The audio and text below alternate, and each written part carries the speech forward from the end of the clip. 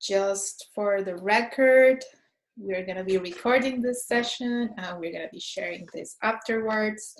So if you are not comfortable sharing your screen or being visible, that's totally okay. Welcome everyone, and thank you for being here tonight. Well, this evening. My name is Mariana, and I'm the current operations manager at Sur Gallery. We're very excited to be able to host our second portfolio review for 2021. And we have artists Benitez and Michelle Perasa and curator Mariana Munoz today. We are delighted to have this talented professional with us. But before I continue, I would like to begin by acknowledging the land on which Sur Gallery is placed, as is the traditional territory of the Wendat Anishinaabe Nation, the Haudenosaunee Confederacy, and the Mississaugas of the New Credit First Nations, and the Métis Nation. Today, the meeting place of Toronto is still the home to many Indigenous people from across Turtle Island, and we are very grateful to have the opportunity as immigrants to this land to work and present here. I also want to acknowledge government arts funding, which supports our vision of a more diverse art scene in Toronto. So I would like to thank the Canada Council for the Arts, the Ontario Arts Council, the Toronto Arts Council, and the City of Toronto through Section 37. Sur Gallery is Toronto's first gallery space dedicated to the implementation of art projects which showcase and promote contemporary Latin American artistic practices. Initiatives are aimed to socially innovate, critically engage, leading itself to opportunities of national relevance in order to begin to develop global networks of exchange. Sur Gallery is a project of LACAP. Through this portfolio review series, we offer a safe and respectful environment where collaborative support and intergenerational knowledge will be encouraged through dialogue, and there will be opportunities for all of us to network and build community. Now, I would like to present the curator and artist for this session. Mariana Munoz Gomez is an artist, writer, and curator. She is a Latinx settler of color born in Mexico and based on Treaty 1 territory in Winnipeg, Manitoba. Their work is concerned with language, representation, diaspora, displacement, identity, within post and settler colonial contexts. Mariana's recent graduate research focused on the potential of art and language in challenging colonial hegemonies and re-envisioning temporality, relation, and place. Mariana works with a number of collectives, including Carnation Zine and Window Winnipeg, and holds a Master of Arts in Cultural Studies, Curatorial Practices from the University of Winnipeg. Benitez is a Venezuelan-born, Canadian-based artist. Her focus is on exploring textiles through a spatial, interactive, and interdisciplinary lens. She's currently working on stories and memories from the Venezuelan diaspora and investigating their relationship to census. She will be presenting works in progress that recreate tastes of her childhood, the smells of home, and the intensity of feeling both fear and safe. Michelle Perasa is an Ontario-based emerging artist of Cuba and Costa Rica descent. As a second-generation Latin American Canadian painter, she explores Latinx identity through large-scale portraits of individuals close to her, people often unseen, the history of portraiture due to their ethnicity. Michelle will present her work in progress thesis for her MFA at York University. She is currently exploring the complexity and uncertainty of having through representation in painting form as a person of Latin America descendant, given the persistence of colonial power structures. Okay, so now I'm gonna give the mic to Michelle. She's gonna be starting with her presentation. And feel free, if you need any technical support, you can write on the chat. Okay, so Michelle. Okay, can you see my screen? Perfect. Okay. Hello, everyone. My name is Michelle. So I'll do the best that I can to articulate my research right now, and it is in progress. Here's a couple of images of me working just to get an idea of my work while I just introduce myself. I'm a painter focusing on portraits, primarily of my family, and I like to work large. And I typically prime in acrylic and paint in oil, and I do my underdrawings in charcoal. And I will show you how over time drawing has become integral to my work. Currently, I'm in my first year MFA at York University. So I'll focus on my thesis research, but I'll show a couple of images of my work prior to the program.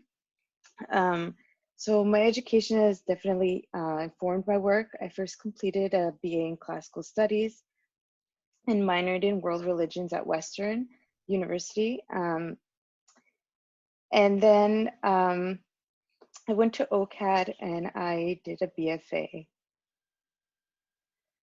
So this is a painting of my dad. It is a 5 by 4 foot painting. It is oil on aluminum composite panel. My thesis year at OCAD is when I really got into painting on aluminum.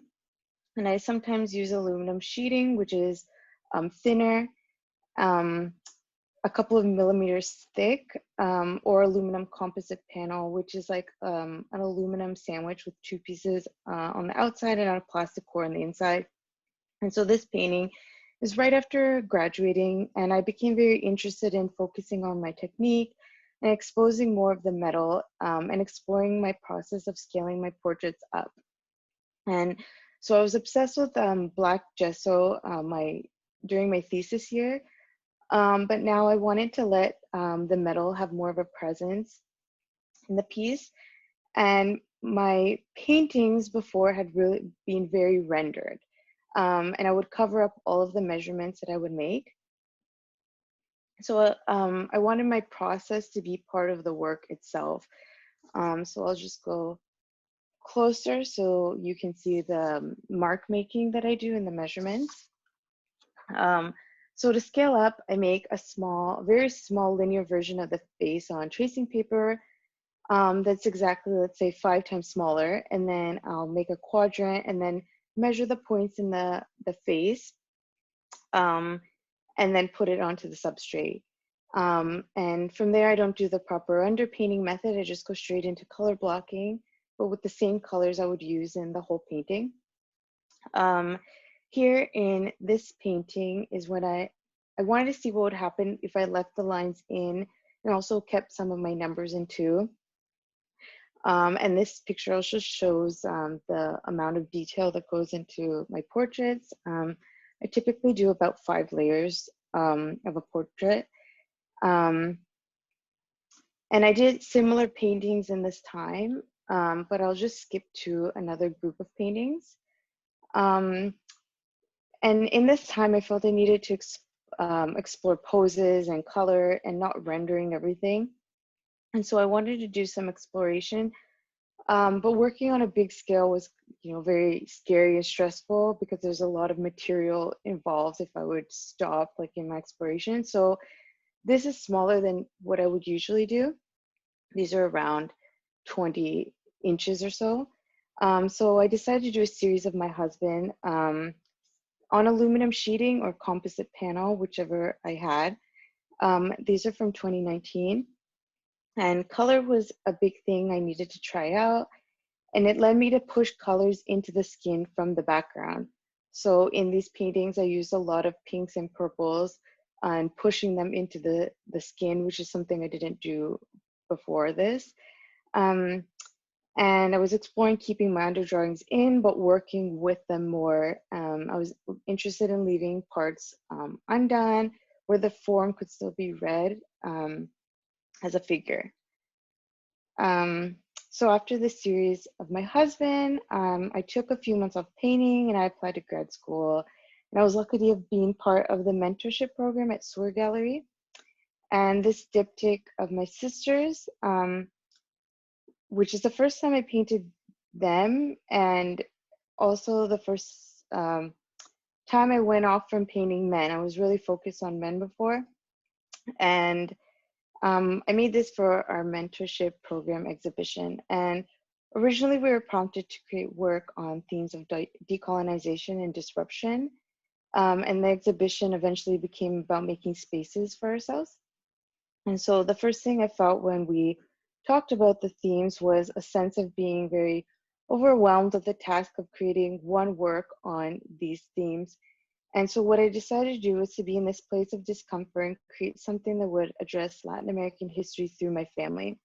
So I was thinking a lot about skin colors and how the history of colonization is embedded in our skin, and also the tensions within my family and the differences of our skin color.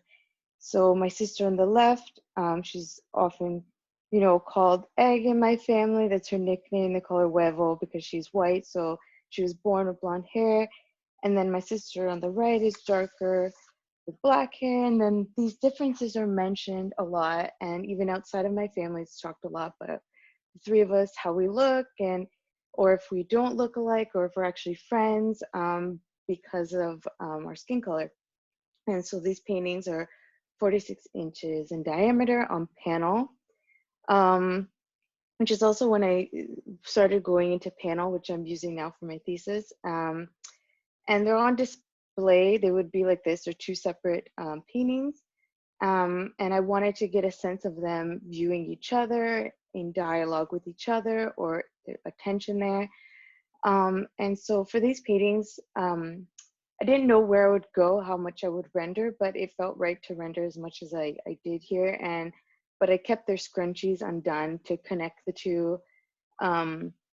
And part of my process in there, especially the horizontal line, to emphasize that gaze between them.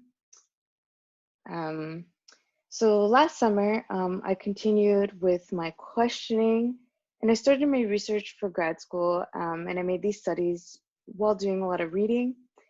I was reading work by Walter Mignolo, an Argentinian semiotician, and I was very interested in his writings on decolonizing aesthetics. He writes about how aesthetics is an aspect of the colonial matrix of power and presents a decolonial aesthesis as an alternative option to subvert and liberate us from the hegemonic colonial perspectives of knowledge. So he offers a decolonial option in respect to knowledge. And I was also interested in Aníbal Quijano. He's a Peruvian sociologist who writes about the coloniality of power. And from what I understand, he coined the term coloniality, wherein colonization refers to the historical period, but coloniality refers to the ongoing ramifications of the colonial endeavor and the power structures that persist. And so both of them write about the idea and the construction of race as part of this colonial matrix of power. So the big research questions that I went into grad school with was, how do I navigate representing Latin American bodies while engaging with and thinking about coloniality, the effects on my family, how the history is embedded in our bodies, and how can I engage in some sort of delinking or some sort of decolonial option? And so these are studies of my sister's I did in the first term.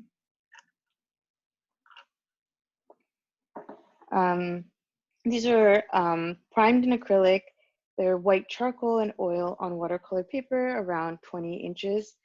And I was trying to figure things out, and I will show you over the past two terms where my studies have led me in the paintings I've started now, and how I'm integrating my research into my paintings. And but as you can see so far from the reading I was doing, I came to an idea of my palette. and using white for my underdrawing and having elements looking deconstructed or in the process of construction, depending on how you would view it. So here are a few references of where I started looking towards at this point after doing these two studies, and the idea of center and decenter kept coming up for me. So I went to Mignolo and I was reading this book here, The Idea of Latin America, and why this perspective on a history of Latin America was interesting to me is because he was arguing that he's writing an untold history. He's not approaching it as the discovery of America, but looking through the colonial aspect and who's been silenced from this narrative. And so the Americas are an invention of the imperial European expansion. So therefore we can see coloniality as an embedded logic that enforces control, domination, and exploitation disguised in a language of salvation, progress, modernization, and being good for everyone. So a lot of the things this brings to mind for me was who is at that center of existence and who doesn't exist at all, in terms of who is even human. And so this also became apparent to me in Griselda Pollock's book, Vision and Difference. Pollock is a feminist art historian, and she writes about how this core narrative in art history with a capital A that is tied to the Eurocentric masculine and often Christian perspective, and therefore some people are at the center or some are decentered, and there's an unequal power relation and we need to have a paradigm shift. And so Pollock has a chapter in this book on space within the picture plane, like within a painting, and this really affected me. And she's focusing on the modern period, and many painters in the period were men, and they had this freedom in urban spaces. And she talks a lot about the flaneur, which was not a realm for women. So she looks into what happens to space within the picture field when a woman paints an image in the modern period. And so Pollock looks at the work of Berthe Morisot and Mary Cassatt to see how they structure their work. So she writes about space essentially in terms of where the scene is located, you know, like in the domestic space or in the public space. But a very key thing she brings up is spatial arrangement. So for example, the painting on the screen on the right is by Morisot, and Pollock argues spatially the figure is completely decentered, and there's a fracturing of the public and private space with the terrace, where the woman in the picture plane is in the private domain, but she is not in that public sphere that's behind her. And so this was really huge for me. And I was also reading John Berger's Ways of Seeing, which is also on the screen. And it was also important to me to think about European painting and the center as this place of power, and also the use of perspective. So I went back to making studies, and I was thinking then about decentering and trying to activate the quadrant system I use to express this feeling of the margin and the decentered person. So here too is when I started to make these 6x6 inch swatches of color mixing I'm doing to prepare my watercolor paper. So I have like loads of these, and they're just, I'm not sure what I'm gonna do with them yet, but I'm just keeping a record of the mixing I'm doing.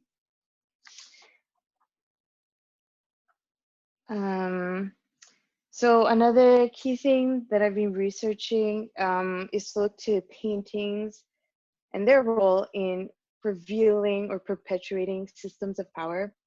And so these are examples of casta paintings, a genre in 18th century Mexico. And Ilona Katsu is the primary scholar in this, and here's a book on the genre that I'm reading. And from my understanding, these paintings are really a scientific endeavor and about taxonomy. And then these paintings show a family and identify these racial categories, like actually on the painting with the writing. And there's several hundred of these. And usually they have a group that's depicting a mixture that's happening within Mexico, Spanish, Indigenous, and Black bodies, and what comes of it visually, hierarchically, socially, and speaks unfortunately, about purity. And so these are very problematic paintings, but there's a language on the paintings in the time about fixing the race through mixing Spaniards and how many generations it took to correct someone. And there was an outlook of diluting indigenous bodies, and this is possible as opposed to Black bodies. And these were interesting to me on how people are represented and what visual languages of power that we can see here. But like I said, these were very hard to look at and very problematic. And I was also looking at Costumbrismo paintings, another genre in Mexico in the 19th century. And so these are after the casta paintings. And so what Maya and Marici is arguing in this book that's on the right here that I'm reading is about how problematic these images are in this genre, and that although they seem to have some autonomy in representation of Mexicans of mixed descent, this genre came over from the colonial after the colonial period and simplified identity by creating these archetypes of people. And so finally, other historical paintings I'm looking at are paintings of Creole within the time frame. The books that are on the screen, and they're also interesting to me in terms of how do the descendants of the Spaniards represent themselves? How are they forming an identity for themselves? And there's a very apparent language of power here, and there's a continuity of European ideas and clothing, domination, and things they brought with them. So something interesting for me with these paintings are to look at the books in the paintings and the writing materials and the globes and these things that represent knowledge. So these paintings are from various Latin American countries.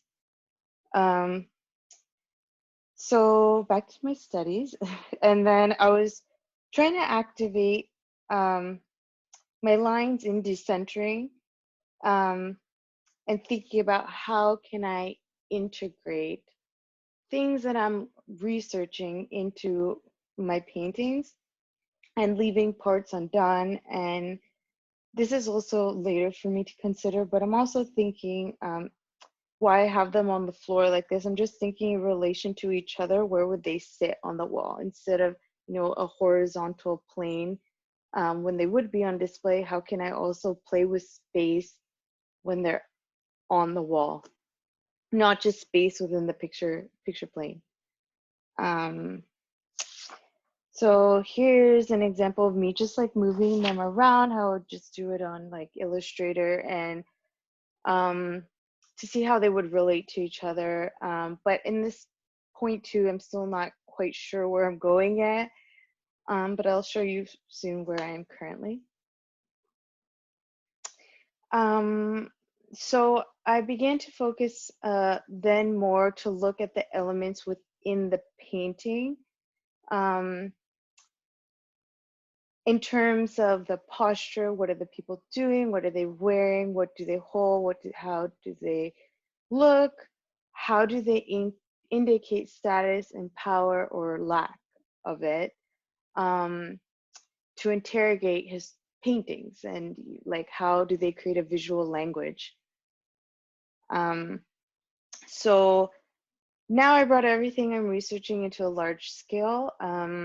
This is a 6 by 5 foot panel. It's primed with acrylic and clear gesso. This is a painting of my mom, and I wanted to integrate certain elements from these historical paintings I'm looking at in a way that my family in some ways pushing back at them, but within the picture plane. And this is an underdrawing. On the right is the tracing paper I talked about, or this is how I scale up and measure everything. And I've moved the center line over, and my mom is off center, and so the chair becomes the center point. And it may be hard to like tell from here once I like start painting, but she has a look to her face, like looking at like,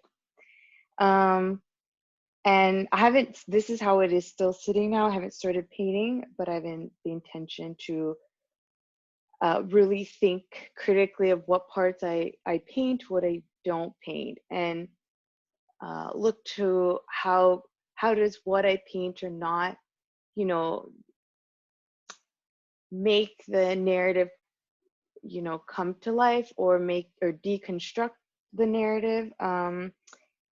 And so while I'm working, I'm always measuring from that set, like wherever that center point is, this is then where I will measure out. And so my intention then is to leave a lot of the underdrawing in, but to think then about the parts I will paint or not paint. And so here's just to show you like then all the things that I was looking at to come to this point of where I am now. So here's a second painting I'm working on. This is a 6x6 foot panel. It's me. I also have, you know, a look on my face and holding the object in a certain way and trying to create space and distance between it. And I usually like to have two paintings going on at once, because I just feel like one informs the other, and then I can get a bigger idea of where I'm going with them, like have a longer vision of where I'm going. So this is also just to show you like things that have been informing me for this painting. So the last thing I'll bring up with my research is looking at Gloria Anzaldúa, a Chicana scholar on cultural feminist and queer theory. And I'm also looking at the way mestizaje, meaning mixture, has been immobilized by Chicanx people. And so Anzaldúa's ideas have been, you know, criticized, or, you know, people really support her. But I think she has some important things to say about being mixed and about the margin and ambiguity and hybridity as this place of empower, but also all that history, the colonial history embedded in her body. And so this mestizaje book is also very interesting to me in unpacking the history of this word, in the negative ways in Mexican history, but also positive ways, and how it relates to the embodiment of both the colonizer and the colonized other. And so the book addresses criticism of Anzaldúa, but both sides, that she either, you know, appropriates indigenous culture, that she, you know, finds empowerment within marginal spaces. But I think that tension about her is also what's very interesting to me and for my research, because I think it speaks to this problem of negotiating history as a mixed body, which is why I am starting my research in the first place and trying to explore it, but through painting. And the introduction on this book too, that's on the screen, Making Faces by Gloria, really spoke to me. And she writes about making faces to meaning. She talks about making faces meaning to express feelings by distorting the face, frowning, grimacing, looking sad, glum, or disapproving. And for her, it had connotations of political subversion, and it's a gesture then of political subversiveness. And the piercing look then questions or challenges. And it's a look that says, don't walk all over me or get out of my face. She also writes the face is the surface of the body that is most noticeably inscribed by social structures marked with instructions.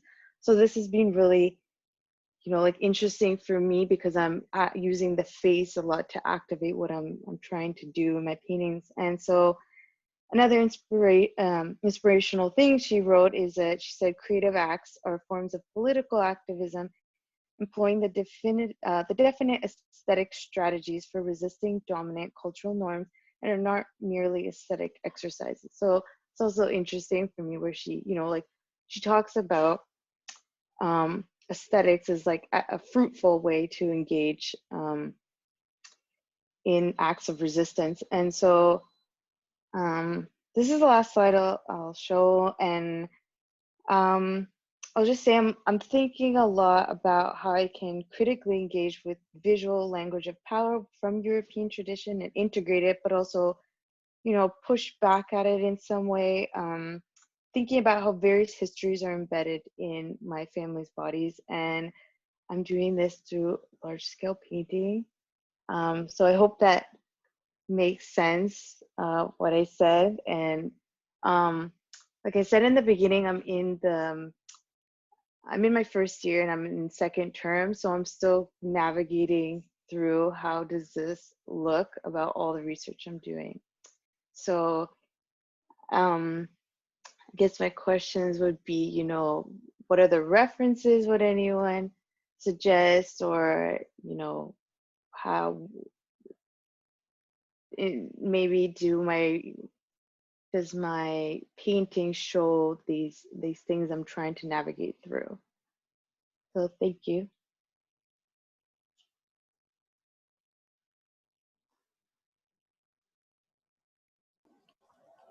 Thanks so much for that presentation, Michelle. That was really wonderful to learn, about your process and how you've gotten to the place where you're at in terms of making your artwork today. I'm also so happy to be here. Thank you, Sur Gallery, for organizing this, Claudia and Tamara, and both Danire and Michelle for being here, and everyone else for being here. I took a lot of notes while you were doing your presentation, and I'm really excited to see that you already have a couple of people that I've been interested in reading their work in your reading list as well, like Walter Mignolo and Aníbal Quijano. I have a few artists that just came to mind that might be interesting for you to look at. There were some artists that make work about identity in different ways and that kind of explore color and construction of identity. So I guess I can share my screen too, hey? Maybe I'll do that. I'll just pull them up really briefly so you can see their work as I say their name. Just give me 1 second here. Okay, I think you can see my Safari there.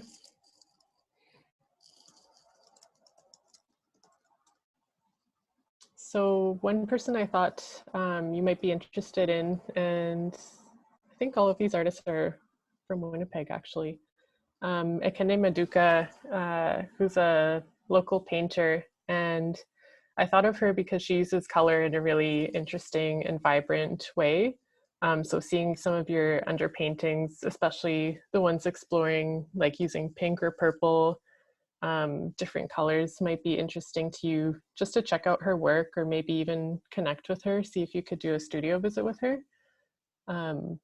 Like you can kind of see how she leaves the different layers in her painting as she constructs the final version as well.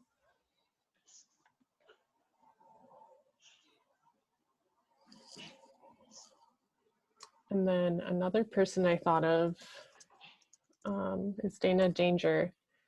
And I was thinking particularly this series called Big Uns. It's these like nude portraits with animal horns. And I guess I thought, like, because you're doing a similar, it seems like you're interested in a similar approach of kind of sampling various different skin colors and then using that kind of as a backdrop in your portraits as well. So Dana's exploring different parts of identity, like sexuality and, you know, a lot of layers of identity in these works as well.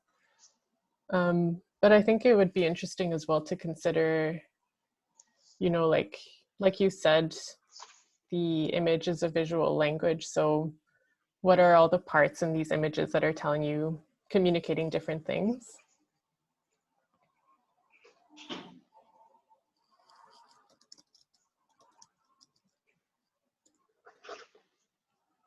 Luther Canado is another artist that I thought you might be interested in, a photographer, like Dana, I guess.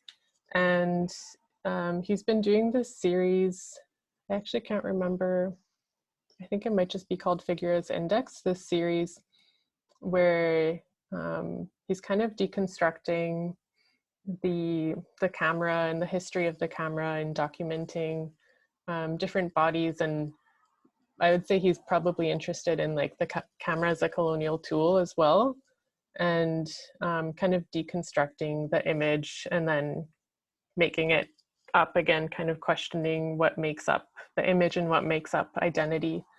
So yeah, a few different approaches to similar themes that you're thinking through. So it might be yeah, interesting for you to look through their work or reach out to them and do a studio visit. Okay, maybe I'll stop my screen share there. Yeah, let me look through some of these other notes, and oh, I have a couple of other references as well that you might be interested to address one of your questions. There's a YouTube series called The Origin of Everything, and it's really well researched. They have a video on race.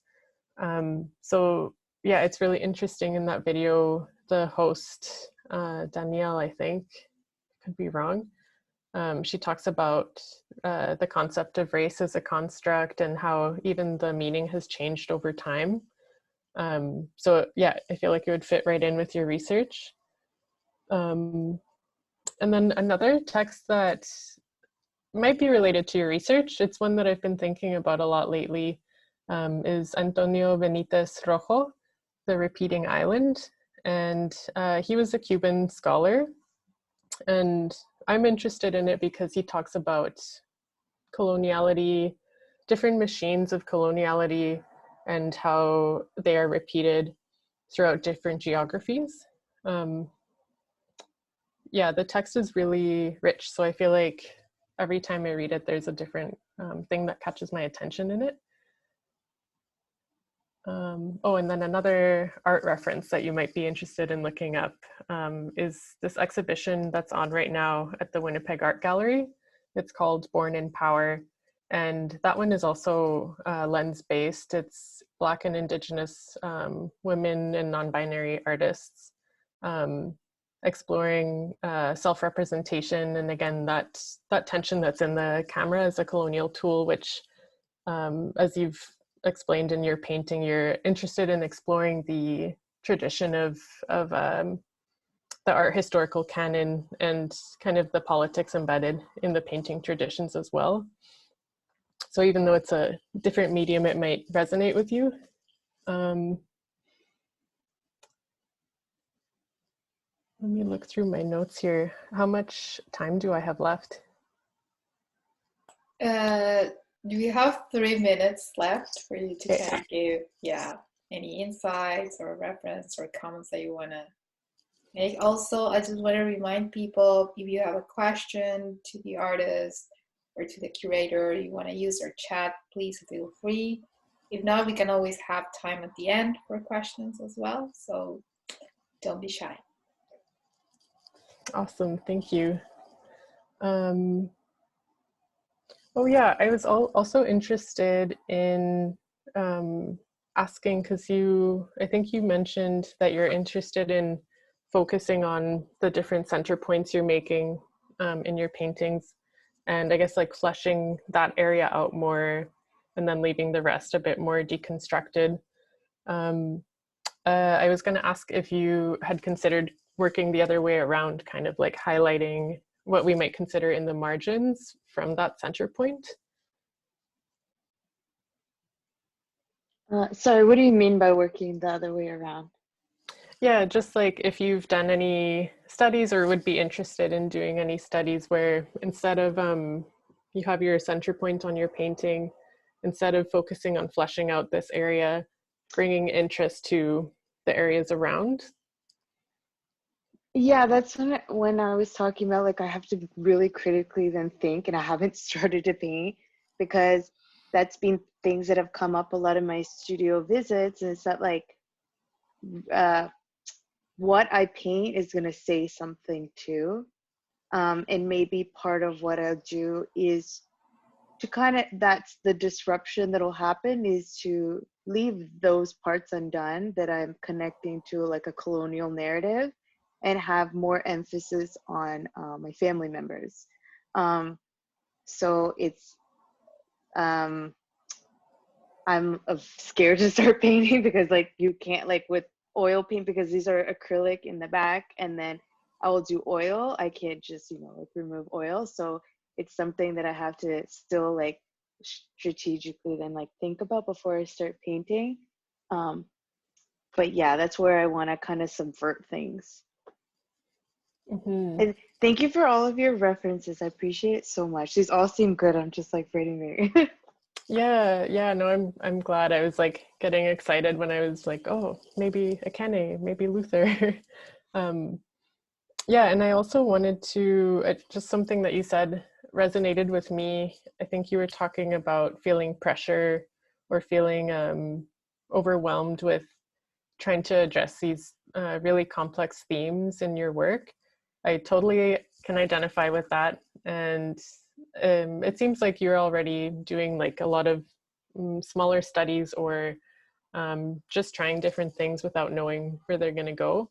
I feel like that definitely helps me sometimes to just try to remember this is one project. It can't be everything. Mm-hmm. So it's okay if like maybe even later I'll see something else in it that I didn't see before. Yeah, so just resonated with me when you said that too.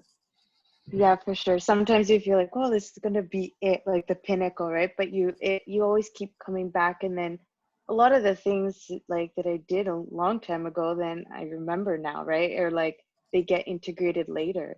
Mm-hmm. So all of these to me are not pointless. Or like every time you start painting something and it doesn't go anywhere, they're little seeds of thought for something else. Mm-hmm. Yeah. Well, this is a great conversation, and thank you, Mariana. I think that it was very, very interesting to see all those references and these connections within Michelle's work. So now we're gonna pass the mic to Benitez so she can start her presentation. And yeah, ready when you are. Great. Hi, everyone. Thank you so much for coming. Part of my presentation is going to be sort of like a poll / form participatory aspects. So I'm going to send like a little form for you to sort of fill out either as I'm speaking or after, whenever, or not at all. That's totally optional. This is kind of relevant to the work I'm doing right now. It's very collaborative and group-based. So that's the form there. And then I also have, I'm going to share my screen now so I can share a little bit. This is called the Jamboard. And this is also a place where you can sort of just add sticky notes and say hi, or just like sort of add thoughts. If anything comes to you as you're thinking or listening to me, please feel free to like do that. So let me just add that in as well. I'm gonna stop sharing because that's confusing.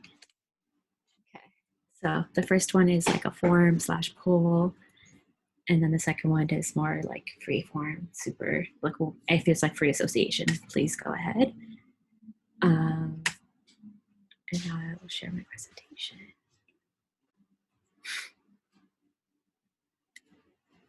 Okay. So me, Benitez.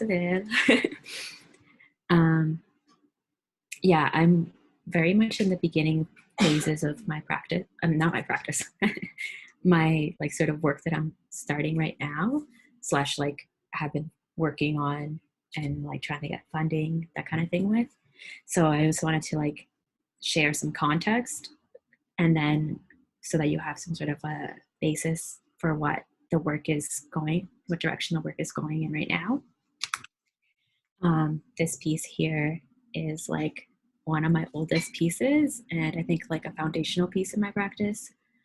No Hay Lugar, and this is like 2016, graduating from my BFA, and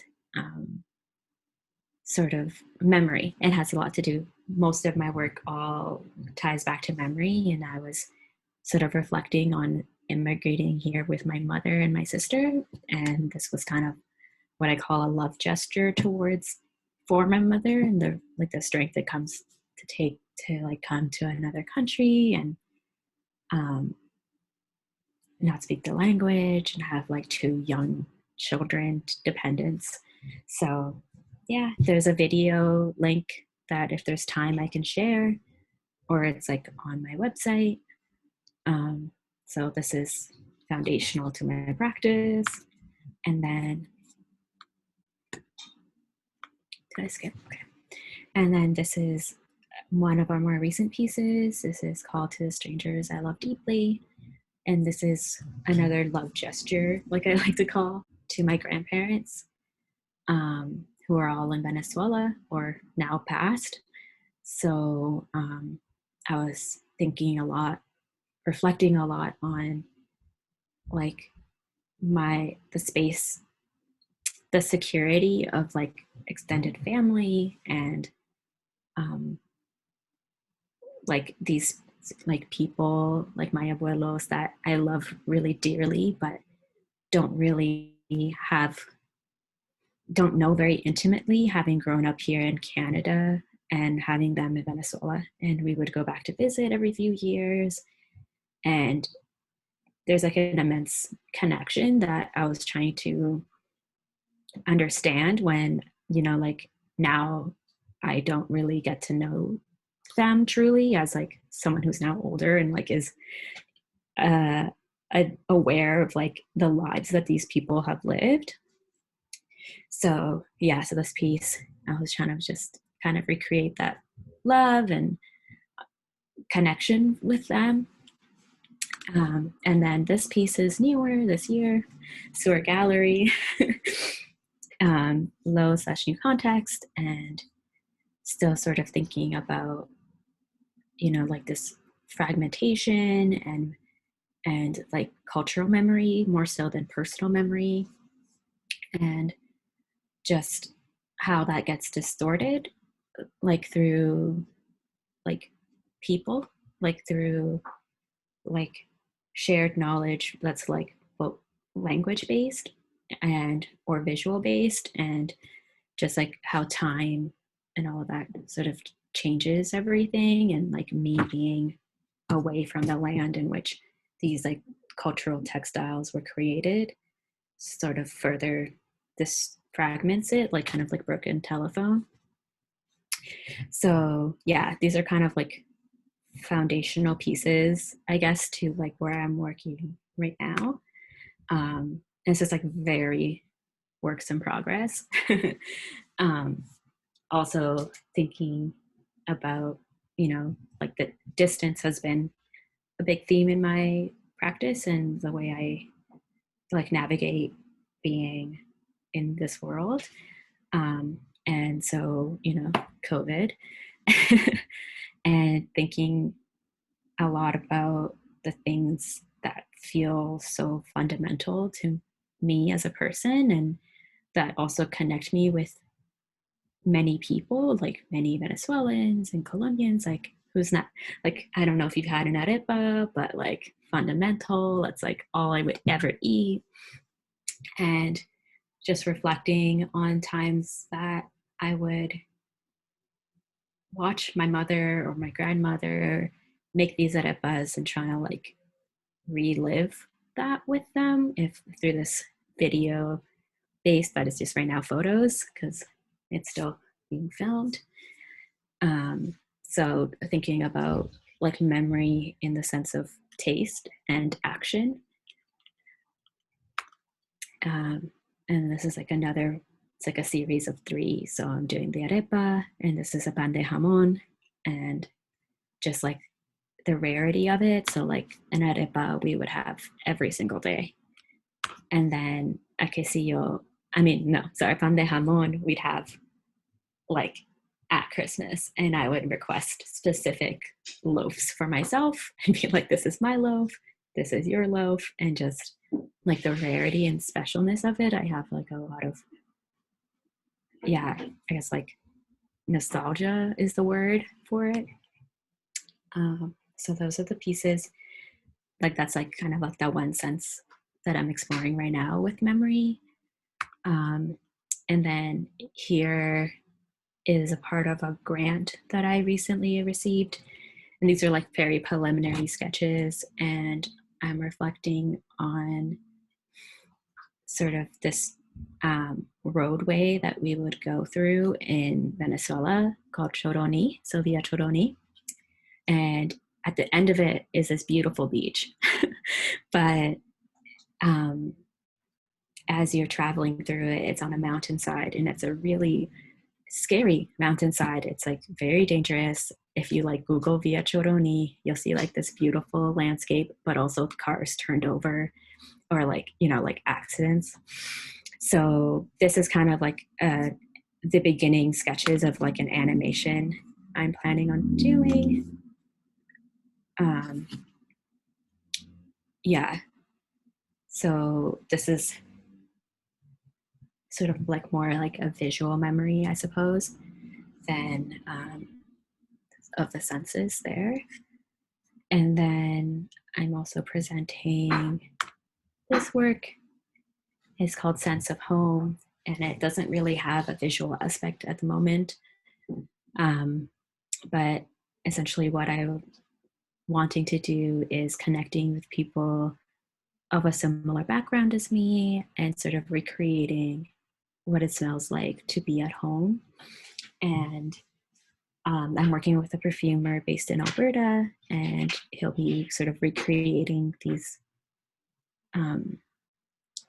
individual scent notes to create like one. So right now I'm just like focusing in Venezuela because that's like where it's like most culturally contextual,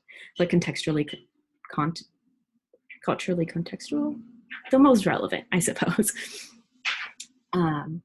So yeah, I've had to like scale back the project in a couple of ways, but you know, like I'm planning to like interview folks from Venezuela, and like in the few small conversations I've had with family and friends, you know, people will say like, my grandmother's house smells like barley and hot rubber, or, you know, like it smells like gasoline, which is, you know, and sweat and the salt water. And I guess I'm trying to like challenge myself to sort of recreate home, I guess, through these senses. And so some of the questions I have and I'm presenting to all of those who I can invite to participate in are like, what are the scents of your home? Is there a certain smell that transports you through time, or place? And when you think of the land you're descended from, like what's that smell? Which is partly a part of the jot form that I sent you. Some of those questions are there. And I also ask you what your memories are of home. And yeah, that's about it. This work is very new to me, and if you want to like keep in contact, here's my email. Here's my website. There's like a subscription I'm doing with emails to sort of just stay in contact with everyone. And then I also want to go ahead and look at those job forms and see if anyone has responded, or if there's some way that we can all sort of attempt to recreate home together at this point. I think I'm gonna stop sharing. Okay.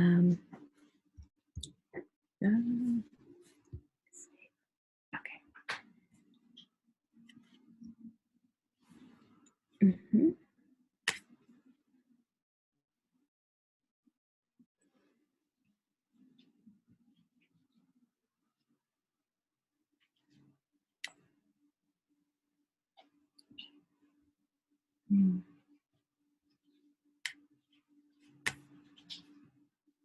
I don't really know how to use this other thing, so I'm gonna go look at it. Also, I don't know if people are using the type form. I was actually doing that. So if people want to take a couple of minutes, if you haven't done it yet, like take a couple of minutes, but it's very interesting, the questions. I don't know if you want to maybe explain a little bit about, yeah, like why are you asking these questions, and maybe what are you looking for with kind of this, because it's very interesting. Totally. So I guess I relate it back to my textile background. I think a lot about functionality and like what the use of an object is in this world, and I think a lot about waste personally. And I think for me, asking these questions and the motive of like doing this work collaboratively comes from like making it a piece that's functional for more than just me, because like obviously this all can be very self-indulgent and personal, but I really want, I really want to co-create. That's like really important to me. And so each question, it's kind of like the questions I guess I ask myself and I ask my friends and people I care for. I think there's always a sense of like longing in those conversations that I have, and I think it's something that we share collectively, and that just is both like heartbreaking to me, but also really like solidifying, where it's like this is something I can share. I know that I share with most, if not all, people. Yeah. So some scents that I'm getting are like coffee and fried garlic and baby cologne, which I can smell baby cologne big time. Yeah, coffee's coming up a lot. And like part of the project too is I'm sending specific notes to, and like sort of notes that come up a lot, so that, you know, like that'll, when someone smells the perfume, because in the end, like I'm going to be sending these perfumes to the people who participated, and like if I get to present it in the future world that's like not COVID, the people would also experience it sort of like olfactory. Yeah, so chile, warm bread, which is really nice. That sounds just like delicious. Beans. My roommate was making beans the other day, and nothing transports me home quite like that. Ruth here has a question. Should I just answer it? Sure. Okay.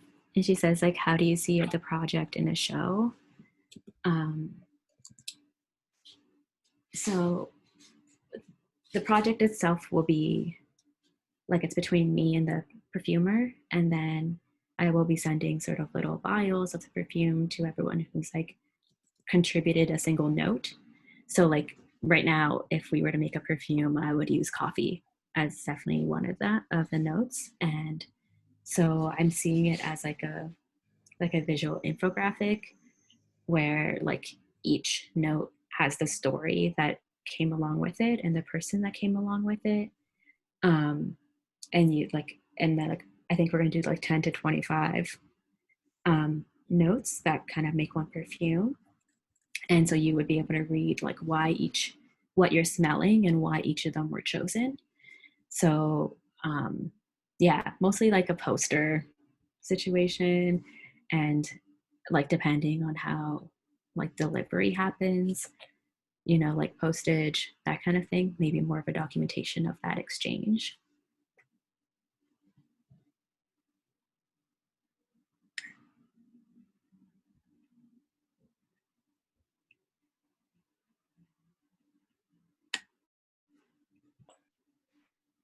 Okay, great. So Mariana, if you want to jump in and start having like conversation with Benitez, feel free. Sure, yeah. Thank you, Danire, for that presentation. I'm trying to remember a couple of artists who I feel like I learned about some years ago who were also using different senses in their work.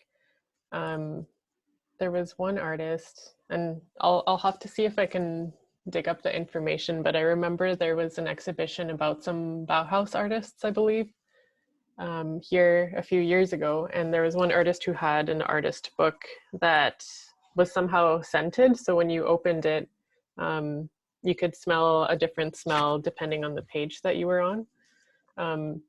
So one question that I was interested in seeing if you were interested in, I guess, was yeah, if you've thought of presenting or capturing this kind of work, not necessarily just in one visual piece that's on a wall, but in something like an artist book that might be kind of nice too, because then people interact with it in a different way. It's a bit more, I guess, depending on your perspective, it can be a bit more relational to the person that's flipping through it or taking their time with it as well. Or if you've ever done performances, I know for me, performances are kind of scary, but if you've ever considered doing performances. Yeah, performance is scary. I certainly like hiding more than showing, I guess. But yeah, I think the scented book is certainly interesting. Yeah, I just haven't like really thought that far ahead in regards to presentation. For sure.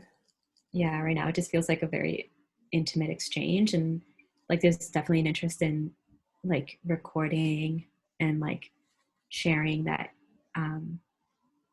intimacy, like that like when someone shares a question or an interview, like that part of it is really important to me.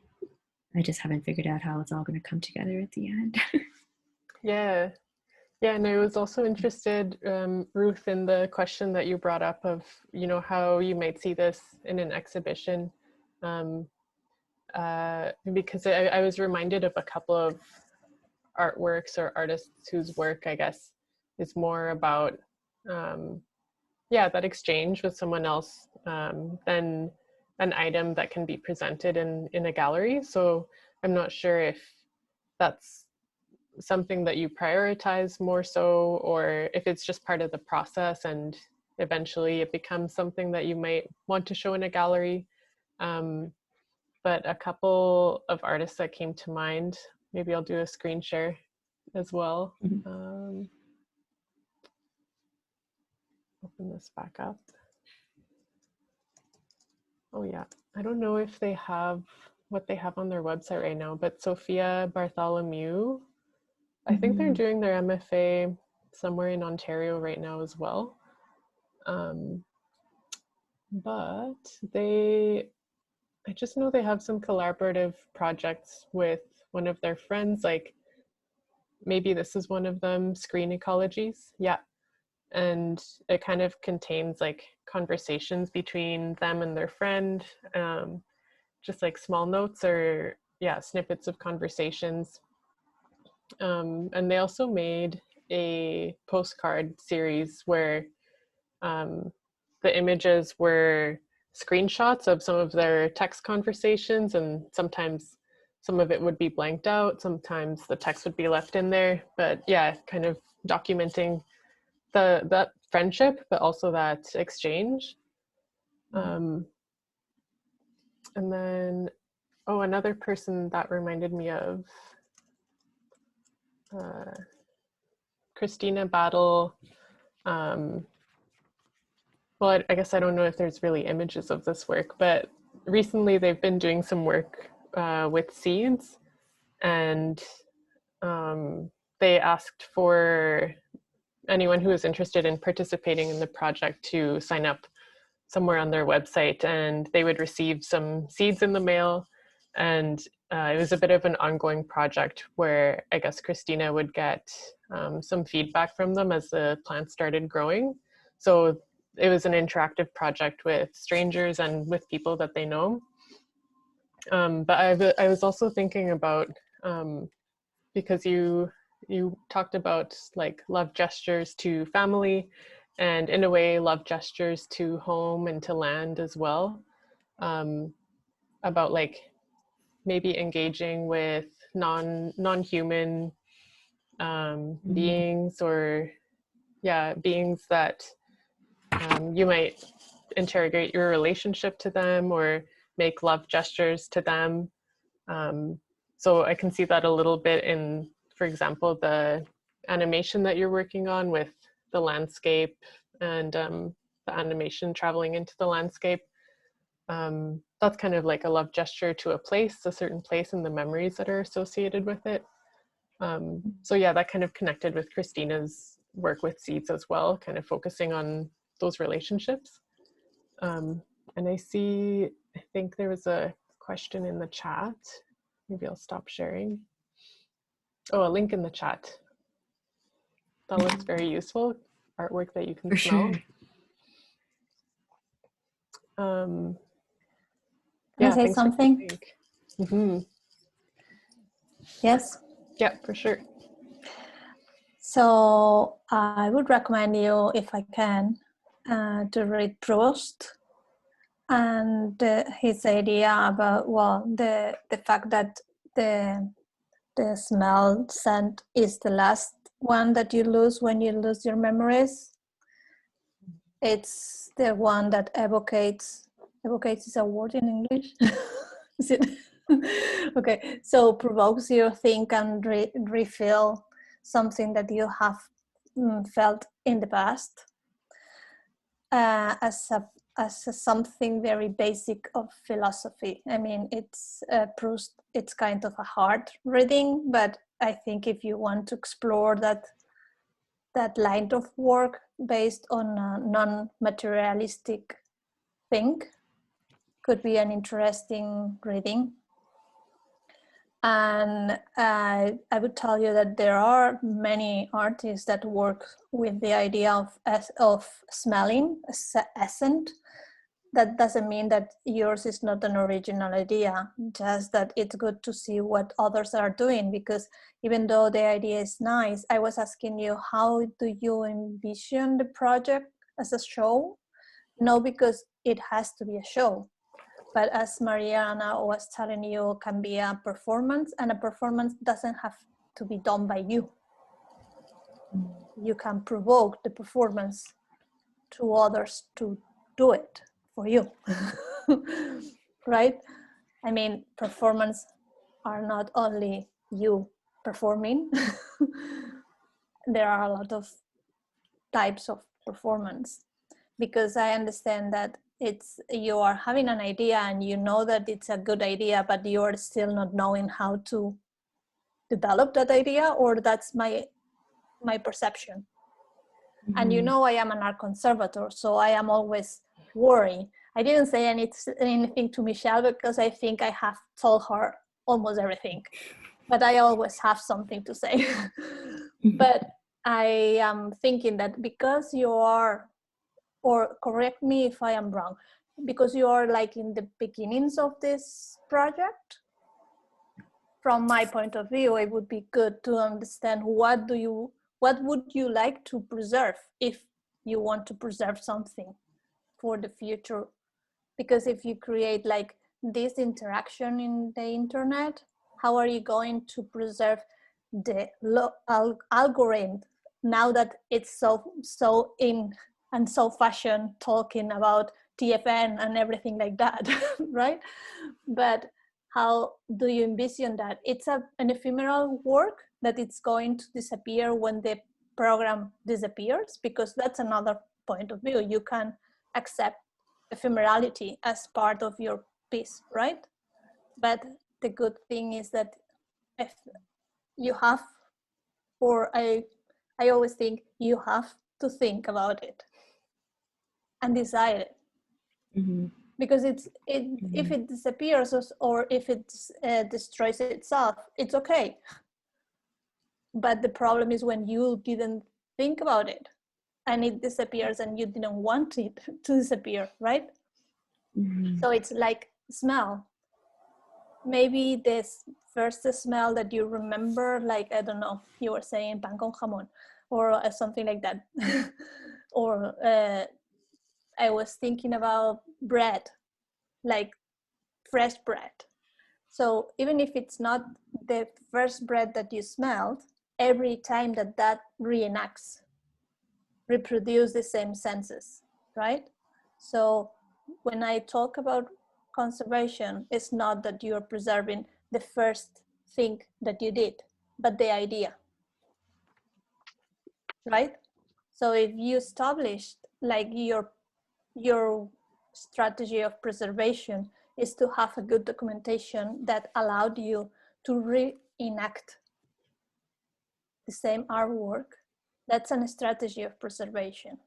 You don't need to maintain the object or the specific thing that you created. But it's not me who has to tell you how to preserve your work. It's you that you have to decide. And for that, you have to think. With Michelle, yeah, certainly. It's another way to understand it because it's very physical, right? Although there is a big part of idea and concept, the final product is something physical. So the strategy is very different because, well, I see other kind of problems because even the material can be pristine and perfect. And you think, okay, my work, it's perfectly fine. It would be a damage if the painting would be in the White House when Trump was a president.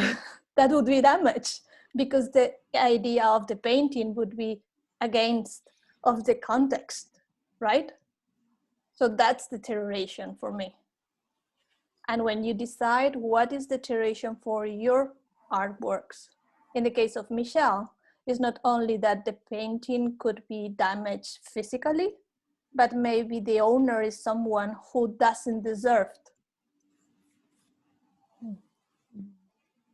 You understand that damage is not only something that interrupts the materiality of the product, but also interferes with your idea what you were talking about, the color of the skin. If the owner is someone who doesn't understand that important part of your artwork, maybe the artwork is being violated, therefore is being destroyed. Is it too much? No, those are some really great points that you bring up. Yeah, and I was thinking too, when you were speaking about performance, that it was a great reminder that the performance of even, say, with Sophia's approach, like the performance of exchanging these letters with a friend, that can be a performance. I get scared of performance art when I consider it for myself because I'm like, I can't get up on a stage and do a performance, but it's a good reminder that these small intimate acts can also be performances. And like you said, preserving or presenting, the way that the action is preserved or presented could even be different from the performance. Like in these letters that Sophia and their friend are sharing, it might not encapsulate the whole, their whole conversation and things like that. Yeah, and I guess also, Ruth, the points that you were bringing up on how people interact or preserve or even violate your work, some of those are definitely out of our control, but I feel like, Danire, it seems like you are very interested in interactivity and, bringing people in, even if that's strangers or people that you know. So yeah, I don't really know how much of that you can control, but it is good to keep in mind this level of interaction and what people bring to the work as well. Oh,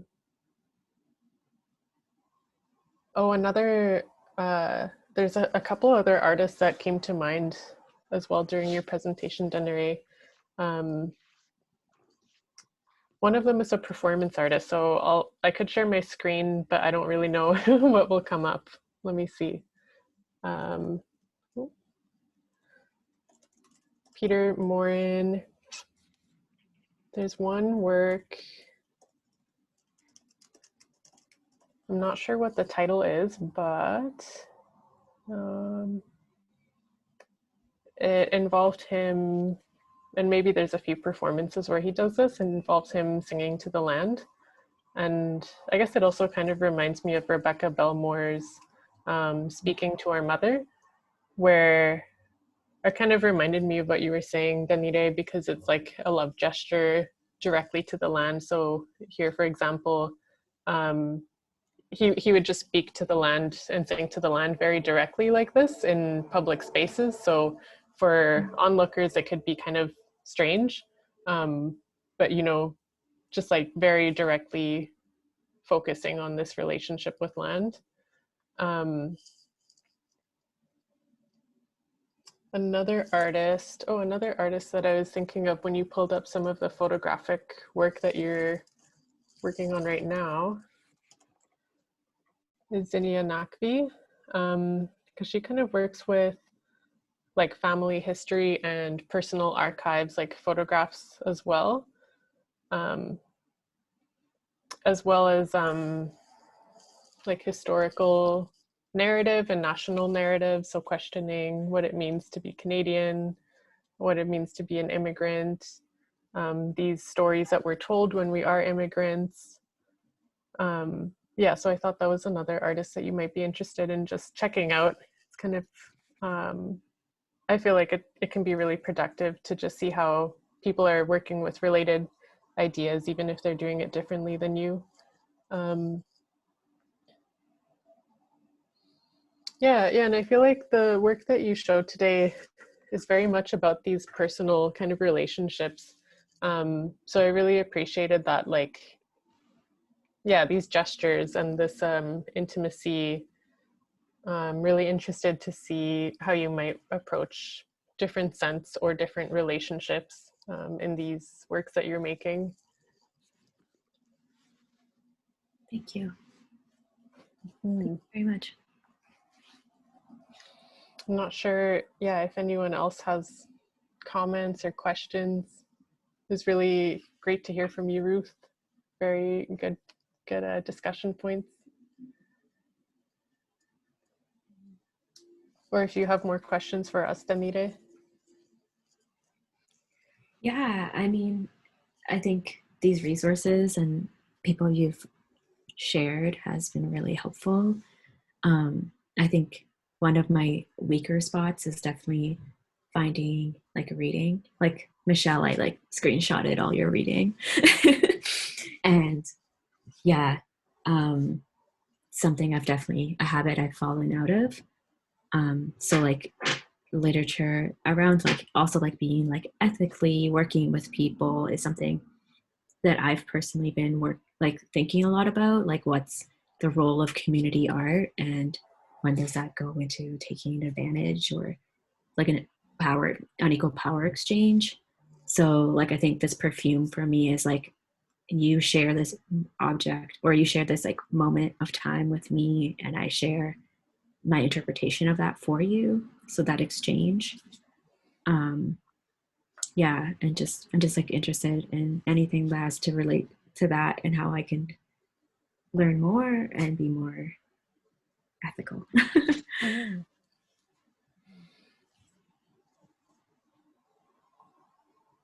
There's one book that I actually haven't read, and I know your current work is thinking about your relationships with these people and a little bit with place as well. But this book called Braiding Sweetgrass by Robin Wall Kimmerer. I think a lot of people are reading it right now, and a couple of my friends who make work with plants especially really appreciate it. I guess the author is a botanist and just really talks about this relationality with the plants, and yeah, really considering them as beings and collaborators that we have a relationship with. So you might be interested in that. And I'm trying to think of other references for you on this question of ethical practices. I really like your approach right now in terms of kind of gifting something back to the people that are participating in your projects. Yeah, thank you. Yeah, and I'll let you know if I do think of any other specific references. Having like a brain fog. May I ask you something, Denire? Your perfumist is ethical too? Because the way to create a perfume can be very different based on what you are using to create the perfume. And if you are interested in that kind of ethical approach, maybe you have to check how ethical are your collaborators. Yeah, it's a really good point for sure. Yeah, he does a lot of his own distilling, and his work is marked as vegan. So like that's as far as I know for ethical, like sourcing. So it should. Yeah. But I am guessing that that could be a point for you to research, to know how far can you go with ethical products when you are trying to emulate a smell, because there are limitations, right? If I ask you to create, I don't know, the smell of a new book, oh, I love books, the smell of a new book, like how do you create that, and how ethical can you be to create that? The best way is to buy me a new book and then I will smell the book. That's fun. I like that. But some kind of smells that I have been telling to my friends that I would love to have perfume of when you have a fire at home, like your fireplace, or that smell, it's fantastic. Or so there are some smells that are not produced because are not like some for you to wear them, but as I was saying, fresh bread in the oven. That's or fresh cake in the oven. That's an amazing smell to have at home in an innocent place that the whole house smells like that, even if you are not making bread. True, and I guess that also just reminded me of a few artists who incorporate like sharing meals or making food for each other as part of this exchange in like with their collaborators, but also as a thank you to the community that they're making their artwork in. Right. And it could be, I guess I've seen like, for example, Christina Hajar. I think it was a couple years ago. What was the performance called? Christina Hajar. She did a performance where, in this case, she wasn't sharing the food, but she was interacting. Anyway, she does a lot of performances and artwork about culture and food and cultural memory and family history through some visual art as well as performances. But I guess I'm thinking of, some artists that have incorporated like cooking a meal is the performance, or, you know, the performance results in a meal to share, things like that. That's a good place for me to definitely be reading and getting some sources from. Thank you. I hadn't thought about that. Yeah, and one project that I'm also reminded of recently, Patrick Cruz did I think it was a series with a few artists, but oh my gosh, what's the performance name? Patrick Cruz. It was like a series where a few different artists, oh, there we go. It's called Kitchen Codex.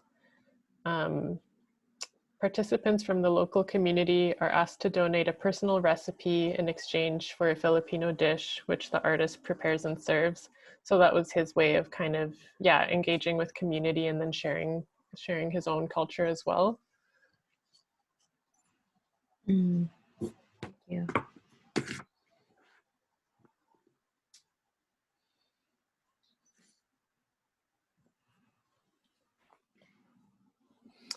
I was also interested in how both of you are kind of working with, in different ways, but with this history that's always present, and it can be present in these memories, these shared experiences that are also different depending on the person, like in your work, Danire, and then a history that's present, you know, as you said, Michelle, and how it's embodied, and you know, it can just be the body, it can be a certain look, it can be other elements in your painting. But I guess, yeah, the piece that reminded me of that, Danire, was the piece about your grandparents, To the Strangers I Love Deeply, and remembering that they're always here, just present in different ways.